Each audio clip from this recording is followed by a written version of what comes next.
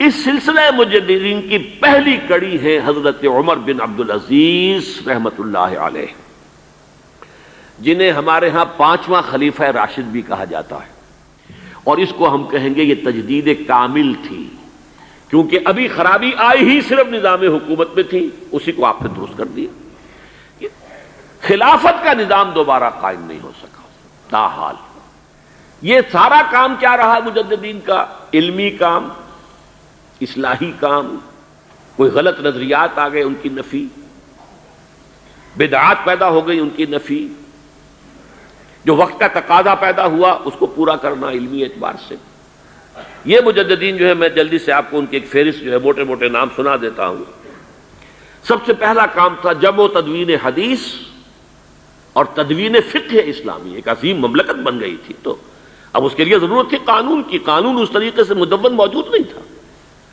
تو ائمہ اربعہ ابو حنیفہ، مالک، شافعی، احمد ابن حنبل، ان لوگوں کا شمار مجددین امت میں ہے کہ انہوں نے علمی تقاضا جو ہے پورا کیا۔ امام بخاری، امام مسلم حدیث کو جمع کیا، اور احمد ابن حنبل رحمۃ اللہ علیہ نے خلق قرآن کے مسئلے کا جو ہے اس کا استیصال کیا، اور اس کے مقابلے میں چٹان بن کر کھڑے ہوئے۔ دو حضرات کا نام آتا ہے بہت نمایاں ہو کر، وعظ اور نصیحت و ارشاد۔ اسی وجہ سے یہ ہمارے ہاں کے تصوف کے سلسلوں میں سب سے زیادہ معروف نام ہیں دو، حضرت حسن بصری رحمت اللہ علیہ، اس لیے کہ تین سلسلے ہمارے آپ کو معلوم ہے، قادریہ بھی اور چشتیہ بھی اور سہروردیہ بھی، حضرت علی سے پھر حضرت حسن بصری کے ذریعے سے آگے آتے ہیں، اور دوسرے شیخ عبد القادر جیلانی، وہ تو یوں سمجھیے کہ اس آفتاب ارشاد و ہدایت کے سورج کی حیثیت رکھتے ہیں۔ انہیں لوگوں نے اپنے محبت کے غلوب میں جو نام دیے، پیران پیر اور پیران پیر دستگیر اور غوث العظم، وہ اپنی جگہ پر ہے، اس کو چھوڑ دیجئے، لیکن اس میں کوئی شک نہیں کہ وعظ و نصیحت کی معراج پر تھے۔ فتنہ اعتزال پیدا ہوا اور ضرورت پیدا ہوئی کہ اسلام کے صحیح عقائد کو مرتب کر دیا جائے، تو امام ابو الحسن الاشعری میدان کے اندر آئے، انہوں نے یہ فریضہ سر انجام دیا اور معتزلہ کا جو ہے رد کیا اور ختم کیا اس کو۔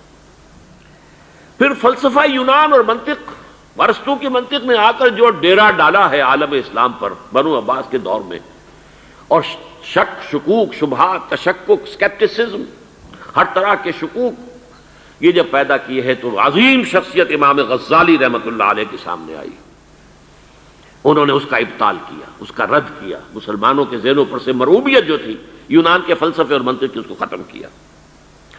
بدعات و منکرات کچھ تصوف کے راستے سے، کچھ عام لوگوں کے یہاں رسومات جو پیدا ہو رہی تھی، ان کے ضمن میں علامہ ابن جوزی رحمت اللہ علیہ بڑی ہمت کے ساتھ، صاحب اولو العزم ان لوگوں میں سے ہیں، اور اس کے ساتھ ہی علامہ عز الدین ابن عبد السلام۔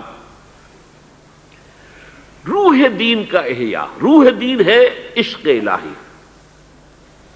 لیکن جب ہمارے ہاں ایک تو یہ کہ فقہی اعتبار سے بال کی کھال اتارنے کے معاملات شروع ہو گئے، اور ایک یہ کہ علم کلام کی بحثیں الجھی ہوئی شروع ہو گئی، تو ان دونوں حلقوں میں سے وہ جو اصل روح تھی اسلام کی، دین کی، اللہ کی محبت، عشق خداوندی، اس کا چراغ کچھ ٹمٹمانے لگا، تو مولانا روم سامنے آئے منظر عام پر، شاد باد اے عشق خوش سودائے ماں، اے طبیب جملہ علت ہائے ماں۔ اللہ کی محبت جو ہے اس کی روح کو انہوں نے زندہ کیا ہے۔ پھر احیاء علم دین، امام ابن تیمیہ رحمت اللہ علیہ، یہ میں نے الف اول کے 1000 سال، جو پہلا 1000 سال ہے امت کا، اس کے جو بڑے بڑے نام ہیں، بڑے اہم ہیں، وہ آپ کے سامنے بیان کیے ہیں۔ اس کے بعد آتا ہے الف ثانی، دوسرا 1000 سال جب شروع ہوا امت مسلمہ کا۔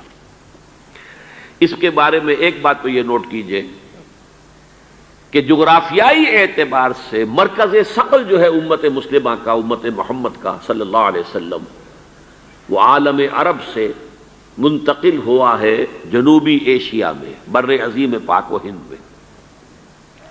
The second 1000 years، ابھی آدھے تک پہنچے، 15ویں صدی آئی ہے نا، 1000 سال کے بعد 11ویں صدی، 12ویں صدی، 13ویں صدی، 14ویں صدی، اب 15ویں صدی۔ اور عجیب بات یہ ہے کہ اب ریورس گیئر لگا ہے. پہلے ہندوستان میں آتے تھے علماء آ رہے ہیں، صوفیاء آ رہے ہیں، علم آ رہا ہے، تصوف آ رہا ہے باہر سے. اب ریورس گیئر لگا.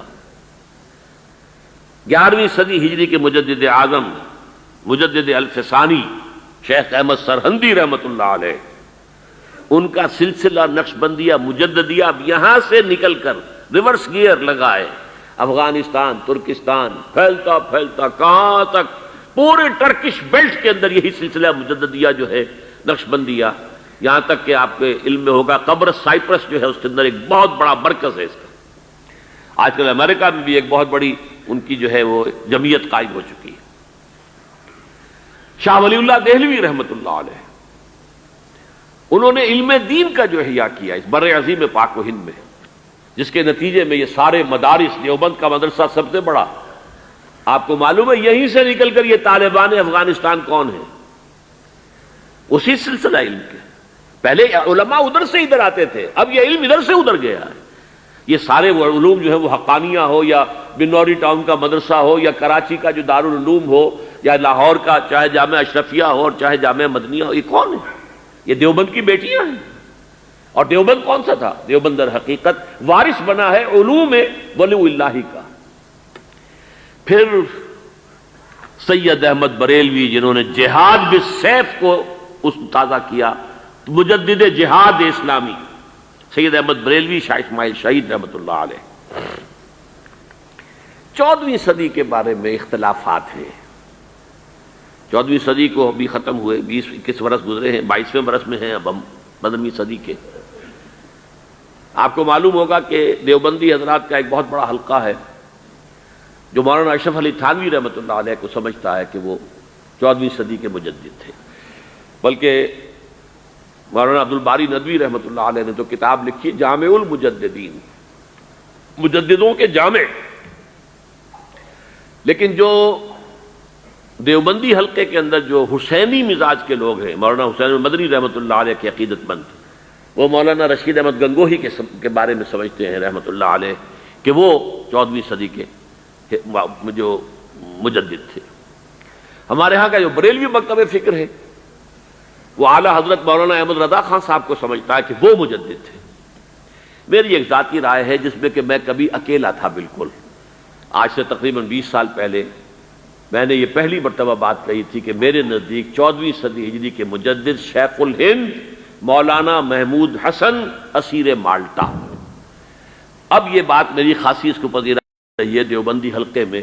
جب میں نے پہلی مرتبہ کہا تھا تو مولانا یہاں جامع مدنیہ کے سید حامد میاں رحمۃ اللہ علیہ ہوتے تھے، وہ چونک گئے تھے ایک دم کہ یہ عجیب بات ہے جو آپ کہہ رہے ہیں، اور صحیح ہے یہ بات جو آپ کہہ رہے ہیں، لیکن ہمارا کسی کا ذہن ادھر نہیں ہے. بہرحال 14ویں صدی کے مجدد یہ ہیں. یہ 400 برس گزر چکے ہیں، اب 15ویں صدی میں ہم ہیں. اب ایک بات میں کہہ رہا ہوں اور وہ میری ذاتی رائے ہے، گمان، اندازہ، اس میں مجھ سے اختلاف کرنے کا ہر ایک کو حق ہے. میرے نزدیک 15ویں صدی ہجری اب مجدد کامل الامام المہدی سلسلہ تجدید خلافت کی آخری کڑی کے ظہور کا وقت ہے.